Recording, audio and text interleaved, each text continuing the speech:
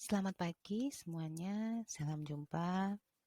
Kali ini kita akan membahas materi tentang sel.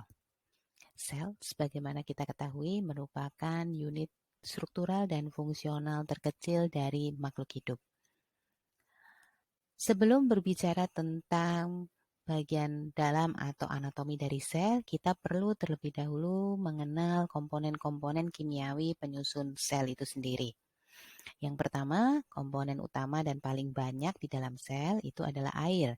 Komposisinya bisa mencapai 70-90%. Kemudian disusul dengan protein 10-15%, karbohidrat 3%, lipid 2%, asam nukleat 5-7%, dan ion-ion lain sebesar 1%. Selanjutnya, kita juga perlu mengenal ukuran sel. Sebagai unit fungsional dan struktural terkecil, ternyata tidak semua sel itu ukurannya mikroskopis. Ada juga sel yang ukurannya cukup besar. Nah, satuan untuk mengukur sel itu kita kenal dengan istilah mikrometer atau mikron.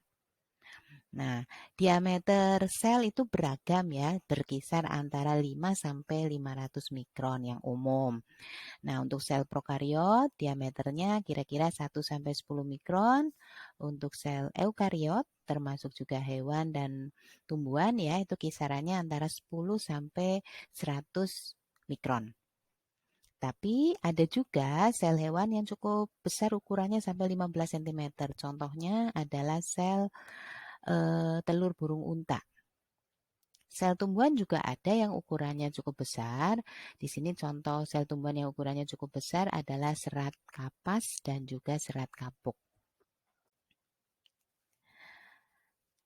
Nah, untuk bisa mengetahui sel seperti apa bentuknya, strukturnya ya, kita bisa menggunakan alat bantu yang dinamakan dengan mikroskop. Dengan mikroskop ini kita bisa melihat sel yang ukurannya kecil itu tadi karena nanti akan ada perbesaran dari mikroskop ini. Mikroskop sendiri ada dua. Yang pertama mikroskop cahaya. Mikroskop cahaya menggunakan cahaya untuk memantulkan bayangan objek. Mikroskop cahaya ini kemampuan perbesarannya memang terbatas ya. Paling besar itu hanya sampai kira-kira 2000 kali saja. Nah, meskipun demikian, kalau untuk ukuran kita ya belajar di tingkatan SMA menggunakan mikroskop cahaya cukup untuk bisa memahami bagaimana struktur sel itu adanya ya. Secara langsung kita bisa mengamati seperti apa. Kemudian ada juga mikroskop elektron. Mikroskop elektron ini punya kekuatan perbesaran yang lebih besar. Pada prinsipnya, mikroskop elektron menggunakan pancaran atau penyinaran elektron yang diatur oleh lensa elektromagnetik. Jadi seperti halnya cara kerja televisi ya, kira-kira seperti itu. Untuk perbesarannya sendiri, mikroskop elektron bisa sampai 300.000 kali bahkan 1000 kali ukuran normal dari sel. Ya, makanya ini sangat membantu kalau kita mau mempelajari bagian dalam atau organel-organel ya, bagian-bagian dari sel. Itu kita bisa menggunakan mikroskop elektron biar bisa tahu bentuk strukturnya seperti apa. Tapi untuk di SMA mikroskop ini belum akan digunakan ya dalam kegiatan pembelajaran di SMA. Selanjutnya, pembahasan kedua kita melangkah ke anatomi sel itu sendiri. Ya, jadi struktur bagian dalam dari sel itu seperti apa. Kalian bisa lihat di gambar yang ada ya di situ ya, bisa dilihat bahwasanya sel bakteri termasuk dalam sel prokariotik. Kalau dilihat strukturnya ini sangat sederhana dibandingkan dengan sel eukariotik, baik hewan maupun tumbuhan. Sel bakteri hanya memiliki ribosom ya dan hanya memiliki ribosom serta beberapa mesosom. Mesosom ini sama saja bagian primitif atau contoh primitif dari mitokondria ya. Nah, ini jadi masih sederhana, tidak ada juga nukleus ya. Nukleusnya di sini tidak bisa dipisahkan dengan sitoplasmanya karena memang tidak punya membran nukleus. Makanya disebut prokariotik. Selanjutnya kita beralih ke sel eukariotik. Sel eukariotik strukturnya lebih kompleks karena memiliki organel yang lengkap. Ya, antara sel hewan dan sel tumbuhan ada organel khas yang bisa ditemukan di salah satu tapi tidak bisa ditemukan di tipe sel yang lain. Misalnya kloroplas ya, kloroplas atau dan vakuola. Ini lebih banyak ditemukan di sel tumbuhan. Ya, untuk di sel hewan organel khasnya itu adalah sentriol atau sentrosom. Jikapun ada vakuola di dalam sel hewan biasanya ukurannya kecil dan itu sifatnya temporer hanya sebentar tidak menetap. Itu untuk anatomi sel. Selanjutnya kita lihat lagi lebih mendalam bagian-bagian dari sel. Organelnya apa saja? Yang pertama ada membran sel. Ini bukan organel ya, bagian utama dari sel, bagian paling luar namanya membran sel atau membran plasma. Semua sel memiliki membran. Penyusun dari membran adalah lemak penyusun utamanya. 2 lapisan lemak ya dan juga protein. Kalau dilihat di sini lapisan lemak ini bagian kepalanya berada di sisi luar, bagian ekornya berada di sisi dalam. Kemudian di antara molekul-molekul lemak tadi terdapat molekul protein. Protein di sini ada 2 macam, ada yang hanya menempel di permukaan luar, ada yang menembus ke bagian dalam atau menembus lapisan lemak itu sendiri, atau lapisan lipid. Nah, protein yang bisa menembus lapisan lipid ini disebut dengan protein integral. Ya, atau intrinsik. Sedangkan protein yang hanya menempel di bagian luar disebut dengan protein ekstrinsik. Ya, ini untuk struktur utamanya ada lemak, ada protein. Selain itu ada juga karbohidrat. Karbohidrat pada membran plasma nantinya akan menempel dengan protein. Jika dia menempel dengan protein nanti membentuk senyawa yang namanya glikoprotein. Kalau karbohidrat menempel pada lemak, dia akan membentuk senyawa yang namanya glikolipid. Selanjutnya, bagian utama juga dari sel yang tidak kalah penting adalah sitoplasma. Sitoplasma ini merupakan cairan yang bersifat koloid. Sebagian besar penyusunnya, hampir 95%-nya adalah air. Ya, di sini nanti akan terlalut berbagai macam zat, termasuk juga akan banyak terdapat organel-organel ya di dalam sitoplasma ini. Jadi dia berenang-renang bebas di sana. Untuk sitoplasma sendiri, bagian yang dekat dengan membran disebut dengan ektoplasma, sedangkan bagian yang berisi organel sel di bagian tengah itu disebut dengan endoplasma. Nah, selanjutnya yang ketiga, bagian utama dari sel adalah nukleus atau inti sel. Inti sel ini berfungsi mengatur sekaligus mengendalikan semua proses atau aktivitas yang terjadi di dalam sel. Komponen nukleus ada membran nukleus, pembungkus bagian luarnya ya, membran nukleus, kemudian ada intinya, cairan intinya, dan ada anak inti. Membran nukleus terdiri dari 2 lapis sel. Dua lapisan membran nukleus ini meskipun tebal masih bisa memungkinkan adanya pertukaran zat karena ada pori-pori di dalam permukaan membran nukleus ini. Selanjutnya bagian dalamnya diisi oleh cairan inti atau nukleoplasma. Nukleoplasma berisi enzim, protein ya. Ada ion-ion juga di sana. Kemudian di tengah-tengah nukleus itu ada inti sel, ada anak inti atau nukleolus. Nukleolus ini bervariasi ya di setiap sel ukurannya, merupakan tempat terjadinya sintesa berbagai macam molekul. RNA bisa, sintesa untuk yang lain-lain ya, untuk pembentukan ribosom juga bisa terjadi di nukleolus. Setelah kita membahas 3 bagian utama dari sel, kita melangkah ke bagian-bagian atau organel-organel dari sel. Organel sel ini cukup banyak. Kita bicarakan dulu mulai dari mitokondria. Mitokondria, kalau dilihat di mikroskop elektron, ini bisa terlihat seperti itu ya. Jadi bentuknya ini khas, bentuknya seperti kapsul dengan 2 membran, membran luar dan membran dalam yang berlekuk-lekuk. Perlukan membran dalam ini disebut dengan krista. Kemudian bagian tengahnya yang berisi cairan ini disebut dengan matrik. Di dalam matrik ada DNA, ada ribosom ya, dan kemudian ada ruangan juga di antara membran luar dengan membran dalam. Nah, kenapa ada DNA dan ribosom? Di sini terkait dengan fungsinya.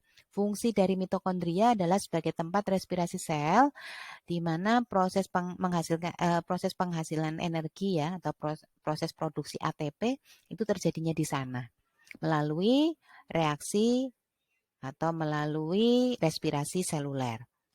Nah, untuk bisa melangsungkan kegiatan tersebut, mitokondria ini harus memiliki eh, ribosom sendiri maupun harus memiliki DNA ya, sehingga proses pembentukan berbagai macam protein untuk nantinya membentuk enzim respirasi bisa terpenuhi. Selanjutnya, retikulum endoplasma atau RE. Retikulum endoplasma ini merupakan organel yang berbentuk seperti jala.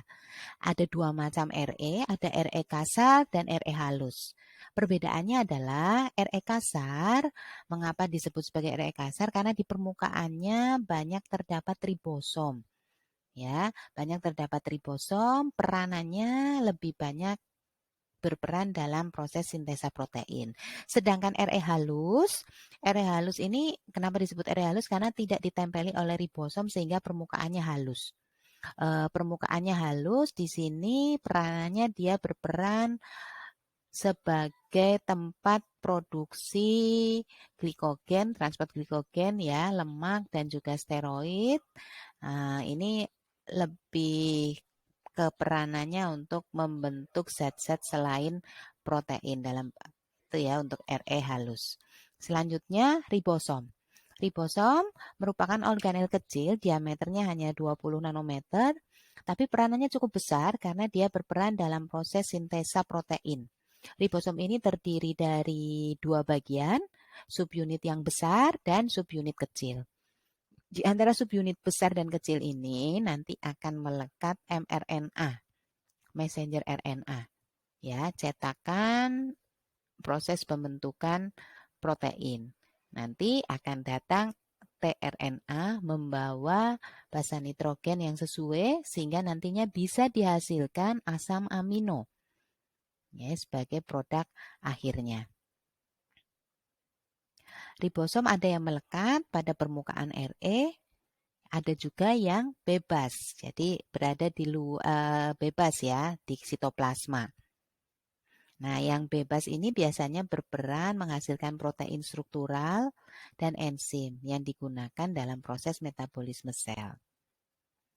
Selanjutnya ada badan Golgi. Nah, badan Golgi di sini kalau kita lihat bentuknya hampir mirip dengan RE ya. Kalau tidak berhati-hati kita susah membedakan antara badan Golgi dan RE. Tapi sebetulnya ada perbedaan utama di sini. Kalau badan RE tadi berupa struktur seperti jala, jadi satu ruangan terhubung dengan ruangan lain ya, seperti labirin. Tapi kalau badan Golgi di sini bentuknya itu kantong-kantong yang terpisah tapi bertumpuk. Secara struktural terpisah tapi secara fungsional dia bekerja sama. Nah, fungsi dari badan Golgi ini untuk menghasilkan sekresi sel serta menyimpan protein dan lemak yang disintesa di dalam RE. Nah, pertama-tama nanti hasil produk dari RE akan menempel di bagian cis dari badan Golgi, bergabung, isinya masuk ya, kemudian diolah di dalam badan Golgi. Dan akhirnya hasil akhirnya ya atau produk akhirnya nanti akan dikeluarkan melalui atau diwadahi oleh suatu kantung yang namanya vesikel. Vesikel ini bisa lepas dari membran badan Golgi, kemudian nanti dia bisa bergerak ke bagian sel yang membutuhkan. Ya, jadi sisi tempat pelepasan ya dari Golgi ini namanya sisi trans, kalau sisi tempat perlekatan awal namanya sisi cis. Itu untuk badan Golgi. Selanjutnya ada lisosom. Lisosom ini organel kecil juga, diameternya antara 0,25 sampai 0,75 nanometer, dibungkus membran, ini isinya enzim-enzim hidrolisis ya. Ukurannya kalau dibandingkan dengan mitokondria, ini lebih kecil, tapi dibandingkan ribosom, lisosom ini lebih besar ukurannya. Nah, lisosom ini salah satu vesikel yang dihasilkan atau kantong ya yang dihasilkan oleh badan Golgi. Nah, fungsinya untuk apa? Lisosom ini bekerja atau berfungsi dalam dalam pencernaan intraseluler. Nah, lisosom yang mengandung enzim lisosim atau hidrolisis ya enzim pemecah akan bergabung dengan vakuola. Misalnya vakuola dari luar yang isinya makanan. Nah, dia masuk bergabung, makanannya itu akan diurai, ya. Nanti bisa dimanfaatkan oleh zat-zatnya bisa dimanfaatkan oleh sel. Kira-kira seperti itu kerja dari lisosom. Selanjutnya, badan mikro.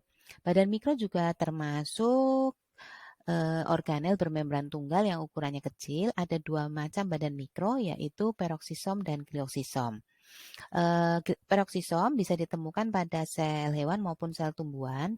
Ini peranannya penting dalam mengubah H2O2 atau hidrogen peroksida yang merupakan senyawa metabolis sampingan yang sifatnya bisa membahayakan sel kalau terlalu banyak. Nah, makanya harus cepat diubah menjadi senyawa lain yang tidak berbahaya. Dalam hal ini akan diubah menjadi O2 dengan H2O. Nah, itu peranan dari badan mikro. Selanjutnya, vakuola. Vakuola ini juga termasuk organel bermembran tunggal yang hanya dimiliki oleh sel tumbuhan. Kalaupun ada sel hewan yang memiliki, biasanya hewan tingkat rendah yang ukurannya tidak besar ya. Nah, ini kalau vakuola di tumbuhan biasanya isinya getah. Ya, isinya getah, hasil sekresi dari tumbuhan itu sendiri. Kalau pada hewan, ini biasanya vakuola ini isinya vakuola makanan ya, yang dia ambil dia fagosit dari luar untuk nantinya dicerna di dalam vakuola makan tadi. Itu kalau pada hewan. Terus yang terakhir ada, yang terakhir ya betul, organel yang terakhir itu adalah plastida. Plastida ini hanya khusus dimiliki oleh tumbuhan, ya. Jadi ini organel khusus tumbuhan yang terdiri dari dua lapis membran juga, sama dengan kayak mitokondria ya, ada membran luar, ada membran dalam. Membran dalamnya nanti bertumpuk-tumpuk membentuk tilakoid. Ya, tilakoid. Tilakoid ini nanti bertumpuk, tumpukan tilakoid disebut dengan grana. Nah, ruang kosong di antara grana itu disebut dengan stroma. Ya, dengan stroma. Nah, untuk jenis-jenis plastida sendiri ada kloroplas yang isinya pigmen hijau, ada kromoplas isinya pigmen jingga ya, ada juga paeopas pigmen coklat. Ya, rhodoplas berarti pigmennya merah, kalau leukoplas tidak berwarna. Selain mengandung zat warna, kadang-kadang ada juga plastida yang berisi lipid atau lemak, ya, namanya elaioplas. Kemudian ada juga yang berisi sugar atau gula, khususnya amilum, ya, tepung, namanya amiloplas. Nah, itu kira-kira beberapa contoh plastida ya yang bisa kita pelajari hari ini. Masih ada satu, saya tertinggal ini ya, masih ada satu organel yang khusus dimiliki oleh hewan. Namanya sentrosom atau dan sentriol. Sentrosom sebetulnya nanti terdiri dari 2 sentriol. Fungsinya untuk apa sih? Fungsinya ini untuk mengatur kutub-kutub pada saat terjadinya pembelahan sel. Ya, sentrosom letaknya di dekat inti, terdiri dari 2 sentriol. Masing-masing sentriol terdiri dari mikrotubul, bisa 3 sampai 9 mikrotubul pembentuknya. Ya. Nah, ini mikrotubul ini bentuknya silindris yang berongga.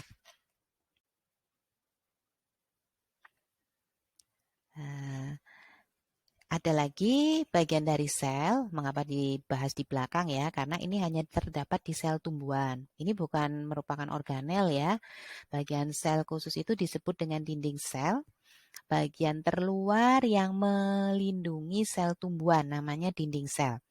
Dinding sel ini memperkuat struktur dinding tumbuhan sehingga kalau dilihat bentuknya, bentuk sel tumbuhan ini lebih kokoh dibandingkan dengan sel hewan. Sebagian besar penyusunnya adalah selulosa. Selain itu ada juga hemiselulosa dan senyawa pektin. Nah, karena sifatnya tebal, susah untuk ditembus zat. Karena itu harus ada lubang atau celah yang menghubungkan satu sel dengan sel yang lain. Nah, celah tersebut namanya plasmodesmata. Ini jembatan ya, jembatan penghubung antara satu sel dengan sel yang lain. Jadi ada lubangnya di antara dinding sel tadi. Nah, demikian tadi pembahasan kita tentang sel, khususnya tentang komponen kimiawi dan juga tentang anatomi dari sel. Masih ada satu pembahasan lagi, di pembahasan yang akan datang kita akan bahas tentang transport member. Terima kasih atas perhatiannya. Wassalamualaikum warahmatullahi wabarakatuh.